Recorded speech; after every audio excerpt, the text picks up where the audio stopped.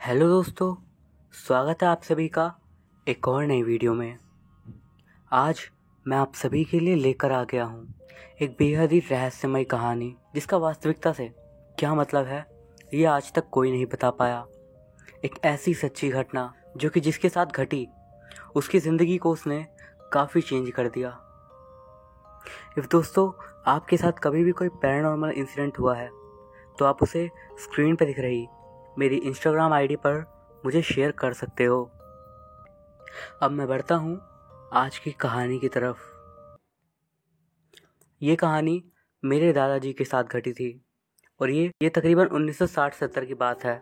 आगे की घटना को मैं ठीक वैसे ही बताऊंगा जैसे कि मेरे दादाजी ने मुझे बताई थी। शहर से निकलकर काफ़ी दूर चलने के बाद जाकर मैं उस सुनसान सी जगह पर उस रेलवे लाइन के पास पहुंचा था। रेलवे लाइन नीचे की साइड थी और मैं ऊपर ब्रिज की तरफ खड़ा हुआ था कि तभी मुझे नीचे वहां पर सिग्नल मैन का कैबिन दिखा। वहीं पर पास में ही वो सिग्नल मैन भी खड़ा हुआ था, लेकिन छाँव में खड़े होने की वजह से उसका चेहरा ठीक से दिख नहीं पा रहा था। मैंने उसे वहीं से आवाज़ लगाई, ओ भाई साहब सुनो। अब वो एकदम सुनसान सा एरिया था। मेरी आवाज़ सुनकर उसे फ़ौरन मेरी तरफ देखना चाहिए था, लेकिन उसने एक थोड़ी अजीब सी हरकत करी। उसने मेरी तरफ ना देखते हुए सीधा नीचे रेलवे लाइन की तरफ देखना शुरू कर दिया और ये देखकर मैं थोड़ा अजीब सोचने लगा। उसके हाथ में उसका झंडा था और वो नीचे रेलवे ट्रैक को लगातार घूरे जा रहा था और पता नहीं क्यों बहुत ही अजीब तरीके से। ऐसा लग रहा था उसे देखकर कि ऐसा वो पहली बार नहीं कर रहा है, मतलब या फिर पहले भी ऐसा करता रहा होगा। मैंने फिर भी उसकी इस हरकत को इग्नोर कर दिया और उसे एक बार फिर से आवाज़ दी, भाई साहब ज़रा सुनो। आखिरकार अब जाकर रेल की पटरी से नज़र हटाकर उसने मेरी ओर ऊपर देखा। बता सकते हो भाई साहब आप मैं नीचे कैसे आऊँ आपके पास? वो मेरी ओर लगातार घूरता रहा, मुझे कुछ आंसर ही नहीं दिया। मैं सोचे जा रहा था क्या अजीब आदमी है यार ये। मैं उससे फिर से पूछता। इससे पहले ही ट्रेन के हॉर्न की आवाज़ आने लगी और ऊपर ब्रिज के ऊपर जो ट्रेन की पटरी थी उस पर ट्रेन आने लगी, इसीलिए मैं दूसरी साइड को चला गया। उसके बाद मैं फिर से उससे पूछा तो उसने इस बार मेरे को रास्ता बता दिया। नीचे आने का रास्ता काफ़ी ज़्यादा अजीब सा था। मैंने नोटिस करा जब मैं घूमकर वहाँ नीचे पटरी के पास आया, उस सिग्नल मैन के केबिन के पास, उस टाइम पर वो ट्रेन की पटरी के बीचों बीच खड़ा होकर बीच में पता नहीं क्या देखे जा रहा था। मुझे ये बहुत ही ज़्यादा अजीब सा लगा। उसने अचानक से अपने दोनों हाथ अपनी आंखों के सामने कर लिए, मानो वो किसी चीज़ को देखना नहीं चाहता हो। उसकी ये हरकतें देखकर सही में मुझे बहुत ज़्यादा अजीब लग रहा था। मैं फिर भी इस बात पे ज़्यादा ध्यान नहीं दिया और उससे जाकर बातें करने लगा।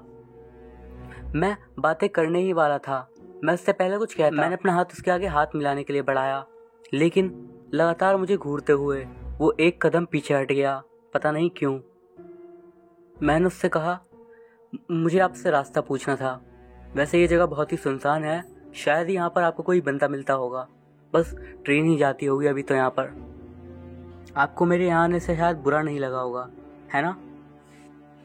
वो आदमी पता नहीं क्यों स्टार्टिंग से ही बहुत ही ज़्यादा अजीब सा बिहेव कर रहा था।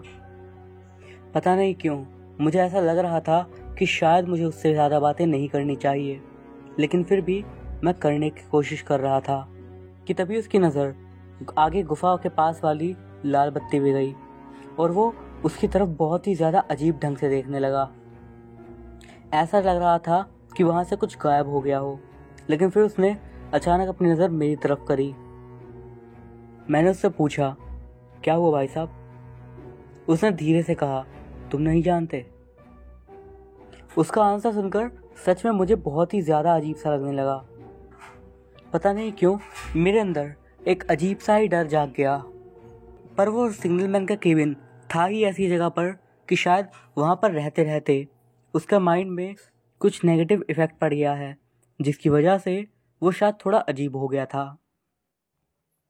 उसकी आंखों में मैं अपने लिए एक अजीब सा डर देख पा रहा था, नहीं पता क्यों। मैंने ना चाहते हुए भी एक ज़बरदस्ती की स्माइल देते हुए उससे पूछा, आप तो मुझे ऐसे देख रहे हो कि मुझे खा ही जाओगे भाई साहब? मैं ये सोच रहा था कि मैंने क्या आपको पहले कहीं देखा है? उसने बहुत ही धीरे से आंसर दिया। मैंने पूछा, कहाँ पर? उसने पता नहीं क्यों वहाँ पे जो लाल बत्ती थी उसकी तरफ अपनी उंगली कर दी और चुप से खड़ा हो गया। मैंने उससे पूछा, वहाँ पर देखा आपने? उसने बिना एक सेकंड गवाए हाँ में जवाब दे दिया। अब मुझे सच में उससे थोड़ा सा डर लगने लगा था। मैंने कहा, नहीं भाई, मैं वहाँ पर नहीं गया। इनफैक्ट मैं आज ही यहाँ पर पहली बार आया हूँ इस जगह पर। उसके बाद थोड़ी बहुत बातें हल्की फुल्की और हुई होंगी उसकी जॉब से रिलेटेड।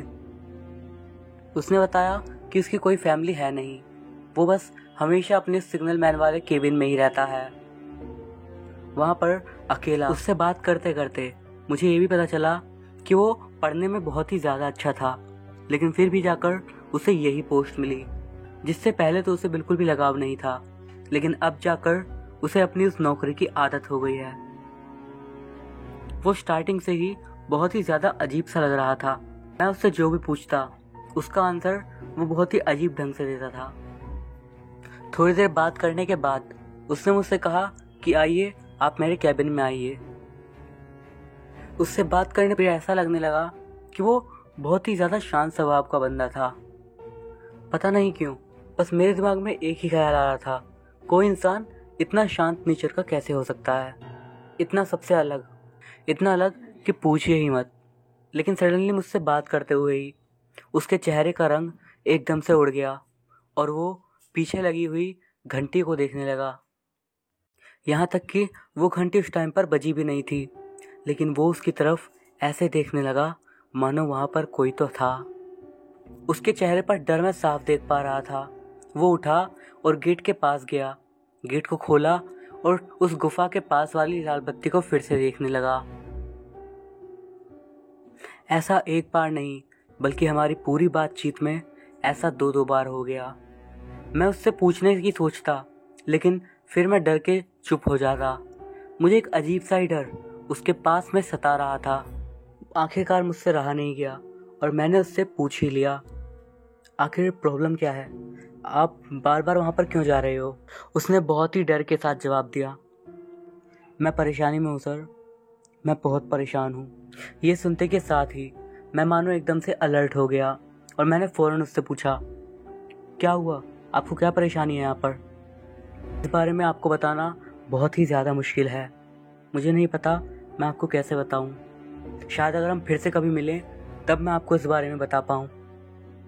मुझे उससे डर भी लग रहा था, लेकिन मैंने उससे फिर भी पूछा, क्या मैं आपसे कल फिर से मिल सकता हूँ? उसने कहा, हाँ ठीक है। उस दिन मैं वहीं पास में ही एक जगह पर रुक गया। जाने से पहले उस सिग्नल मैन ने मुझसे बस इतना ही कहा था, अगली बार जब आप आओ तो आवाज़ मत दीजिएगा, चुपचाप से नीचे आ जाइएगा, वरना ठीक नहीं रहेगा। उसके बाद मैं उसके केबिन के पास से धीरे धीरे चलता हुआ चला गया। मैं जब वहाँ से जा रहा था तभी वहाँ से एक और ट्रेन गुजरी और उस टाइम पर वो सिग्नल मैन ट्रेन की पटरी पर एक बार फिर से घूरने लगा, लेकिन मैं इग्नोर करके चला गया। अगले दिन सुबह सुबह मैं किसी काम में फंस गया था, तो मैंने सोचा कि मैं उस सिग्नल मैन से रात में मिल लूँगा, क्योंकि मैं जहाँ पर गया था दिन में, वहाँ से आते हुए रात में वो सिग्नल मैन की जगह रास्ते में ही पड़ती। रात के शायद 8 बजे होंगे जब मैं उसके केबिन के पास पहुंचा। मुझे फिर से वहाँ पर देखकर वो सिग्नल मैन थोड़ा सा खुश हुआ। शायद उसे लगा था कि मैं वहाँ पर वापस नहीं आऊँगा, लेकिन मेरे पास टाइम मिल गया था और मैं उससे मिलने चला गया था। थोड़ी देर बैठ के बात करने के बाद मैंने उससे सीधा पॉइंट की बात करी और पूछा, आप कल कुछ बता रहे थे, आप बताएंगे आप क्यों परेशान हैं? उसने थोड़ी धीमी सी आवाज़ में जवाब दिया, आपकी गलती के बारे में मैं आपको कल बता चुका हूँ। आवाज़ देना मेरी गलती थी शायद? नहीं, आवाज़ देना नहीं, आपकी आवाज़ पर मैंने उसे देखा था। किसको? किसको देखा था आपने? मुझे नहीं पता। अच्छा, जो आप कह रहे थे कि आपने मुझे वहाँ पर देखा है, आप उसी की बात कर रहे हो क्या? मुझे नहीं पता, मैंने कभी भी उस चीज़ का चेहरा नहीं देखा। हमेशा उसका एक हाथ उसके चेहरे के पास होता है और उसका एक हाथ हवा में वो लहरा रहा होता है और जोर जोर से वो चिल्लाता रहता है। हमेशा वो बस एक ही लाइन चिल्लाता है, भगवान के लिए रास्ते से हट जाओ।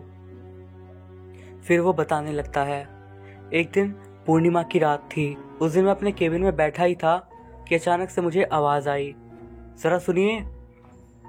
जब मैंने कैबिन से बाहर निकल कर देखा तो मैंने देखा कि वही चीज़, वही आकृति उस दिन टनल के सामने खड़ी होकर, जहाँ पे वो रेड लाइट है, ऐसे ही करे जा रही थी। अपना एक हाथ से अपना सिर ढककर, एक हाथ को जोर जोर से हिलाना, और वो लगातार यही चिल्ला रहा था, बचो, हटो वहाँ से, देखो। मैंने फ़ौरन अपनी टॉर्च निकाली और उसकी तरफ देखने लगा। कौन है वहाँ पर?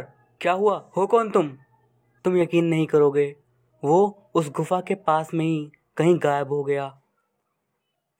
मैं फ़ौरन भागकर वहाँ पर देखने के लिए गया, लेकिन वो वहाँ पर नहीं था। मैंने पूछा, गुफा के अंदर तो नहीं भाग गया था? नहीं, मैं गुफा के अंदर गया था।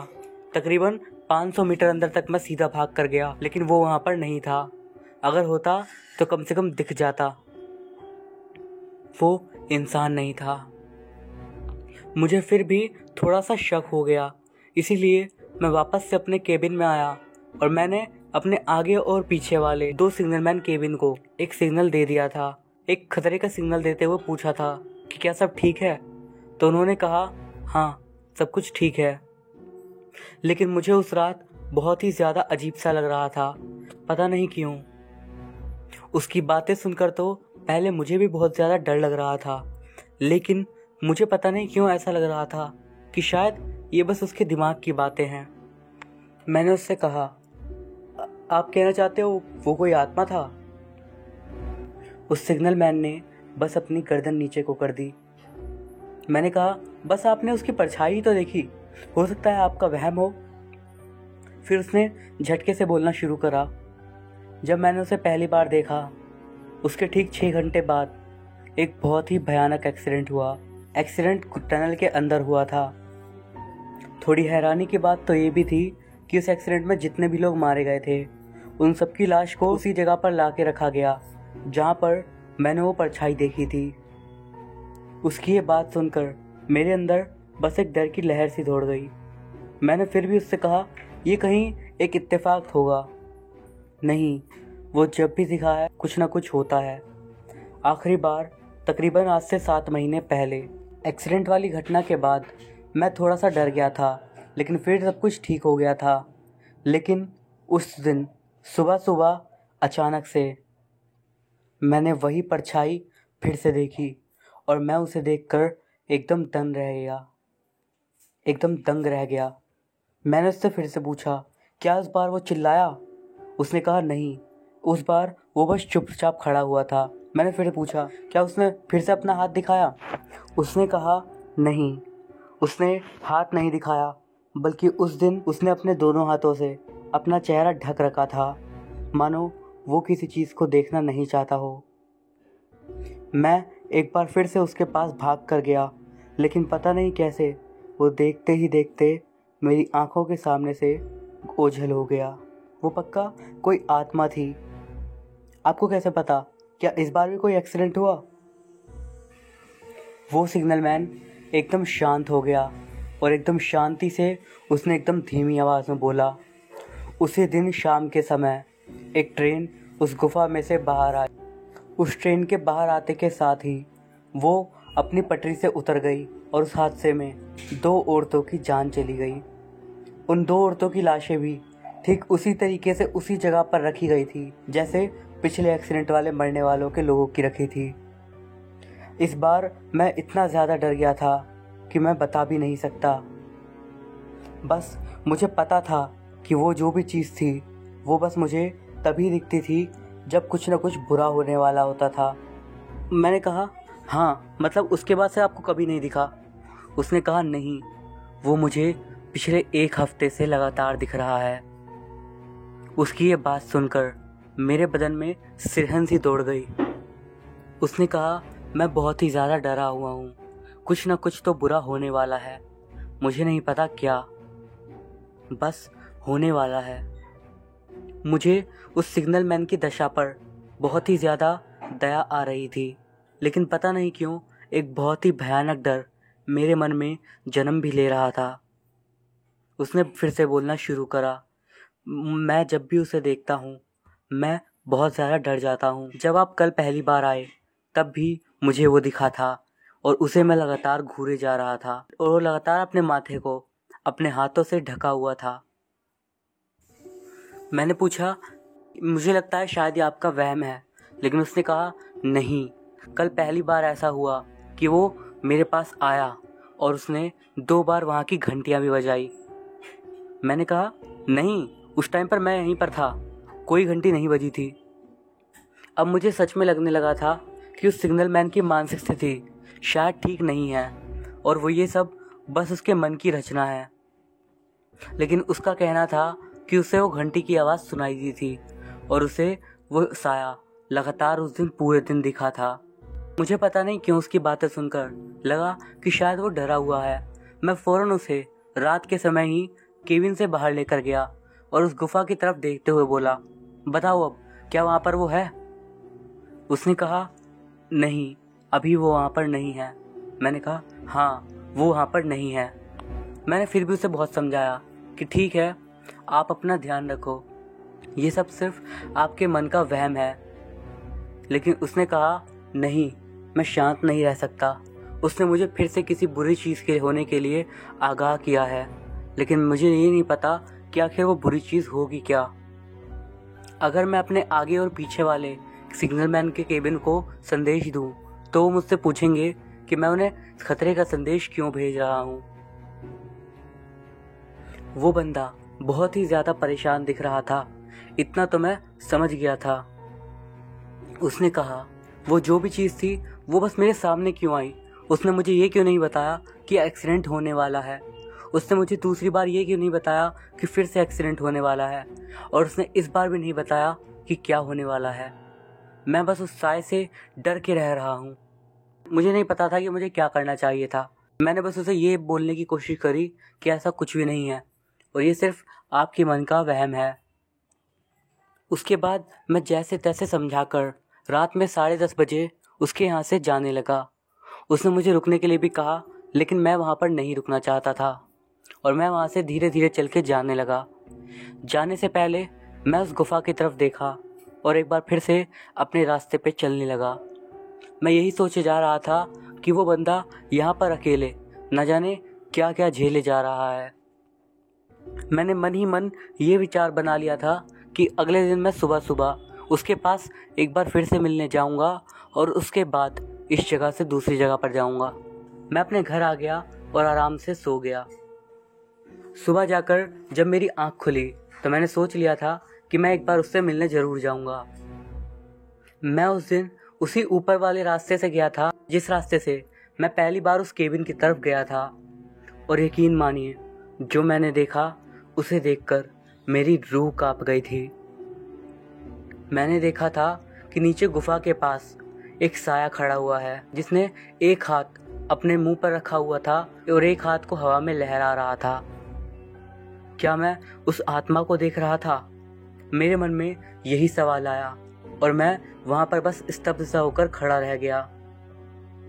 इसका मतलब वो सिग्नल मैन बिल्कुल सच कह रहा था, लेकिन मैं गलत था। दरअसल वहां पर वो एक आदमी खड़ा हुआ था और वो सिग्नल मैन नहीं था। मैं फौरन वहां से नीचे उतर कर गया और मैंने उस आदमी से पूछा, क्या हुआ भाई साहब? उसने थोड़े उदासी भरे स्वर में कहा, आज सुबह हमारे सिग्नल मैन की मौत हो गई। ये सुनकर मुझे एक बहुत बड़ा झटका लगा था। मैंने उससे फौरन पूछा, क्या कह रहे हो आप? कैसे, आखिर हुआ क्या था? फिर उस आदमी ने फिर से कहा, आज सुबह सुबह वो ट्रेन के इंजन से कटकर मर गए। बहुत ही ज़्यादा अच्छे आदमी थे, काफ़ी ज़्यादा शांत रहते थे, पर पता नहीं क्यों आज उनकी मौत हो गई। उसके बाद उस इंजन का वो ड्राइवर निकल के आ गया जिससे कटकर उस सिग्नल मैन की मौत हुई थी। उसने कहना शुरू करा, वो हमेशा की तरह अपने केबिन के पास हाथ में लैंप और झंडी लिए खड़े हुए थे। लेकिन जैसे ही ट्रेन का इंजन गुफा के बाहर की तरफ आया, वो पता नहीं क्यों अचानक से ट्रेन की पटरी पर कूद गए और सीधा सामने ट्रेन की तरफ भागने लगे। मैंने देख लिया कि वो ट्रेन की तरफ ही आ रहे हैं। मेरी नज़र फ़ौरन स्पीड पर गई, लेकिन बहुत ही अफसोस की बात यह थी कि मैं उन्हें चाह कर भी नहीं बचा सकता था। मैंने पूरी स्पीड में ब्रेक लगा भी लेता, लेकिन तब भी मैं उन्हें बचा नहीं सकता था।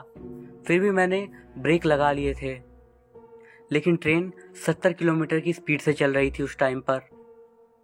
बस फिर मैंने अपनी आंखें बंद कर ली और ज़ोर से चिल्लाया। उसकी आंखें बंद करने वाली बात मुझे थोड़ी सी अजीब लगी और मैंने उससे पूछा, आपने क्या चिल्लाया भाई साहब? उसने कहा, मैंने अपने एक हाथ से अपने मुंह को ढका और अपने एक हाथ को जोर जोर से लहराते हुए उसे दिखाया और जोर से चिल्लाया, नीचे से हट जाइए, प्लीज हट जाइए, रास्ता साफ कर दीजिए भगवान के लिए। उसकी ये बात सुनकर मेरे होश उड़ गए थे। आखिरकार सिग्नल मैन की बात का रहस्य क्या था? क्या वो सच में किसी आत्मा को देख रहा था? और अगर देख रहा था तो वो आत्मा कैसी थी जो कि उसे बस एक्सीडेंट के पहले ही दिखाई देती थी? और उस दिन सुबह सुबह वो क्यों उस ट्रेन के इंजन के सामने आ गया? और क्यों उसकी मौत ठीक उसी तरीके से हुई जैसे उसे वो परछाई दिखा करती थी? एक तरफ मेरी एक सोच तो मुझे कहती है कि ये सब इत्तेफाक है, लेकिन दिल से कहूँ तो सच में मुझे भी यही लगता है कि सही में वहाँ पर किसी न किसी आत्मा का साया था, जिसने पहले तो उन एक्सीडेंट्स के बारे में उस सिग्नल मैन को लेकिन आखिर में उस बेचारे सिग्नल मैन की जान ले ली। उस दिन मैं वहाँ से काफ़ी उदासी के साथ अपने घर आ गया और इस घटना के तकरीबन 3 हफ्ते तक लगातार मुझे उस सिग्नल मैन का साया कई बार दिखता रहता। वो बस चुपचाप खड़ा रहता और मुझे घूरता। पता नहीं क्यों मुझे एक अजीब सा डर लगने लगा था उससे। लेकिन फिर एक दिन वो मुझे दिखना बंद हो गया और उस दिन के बाद से वो मुझे फिर कभी भी नहीं दिखा। यही वो घटना थी जो कि मेरे दादाजी ने मुझे बताई थी, जो कि उनके साथ घटी थी। आपको क्या लगता है उस सिग्नल मैन के साथ होने वाली ये सारी घटनाएं क्या थी? क्या ये सब सिर्फ इत्तेफाक थी या फिर कुछ और इत्तेफाक से बढ़कर? आपका इस पूरी घटना पर क्या विचार है? कमेंट के माध्यम से हमें ज़रूर बताइए। अगर आपको ये स्टोरी अच्छी लगी हो तो इस वीडियो को एक लाइक ज़रूर कीजिएगा। मैं अभिषेक मिलता हूँ आपसे अगली वीडियो में। तब तक के लिए गुड बाय।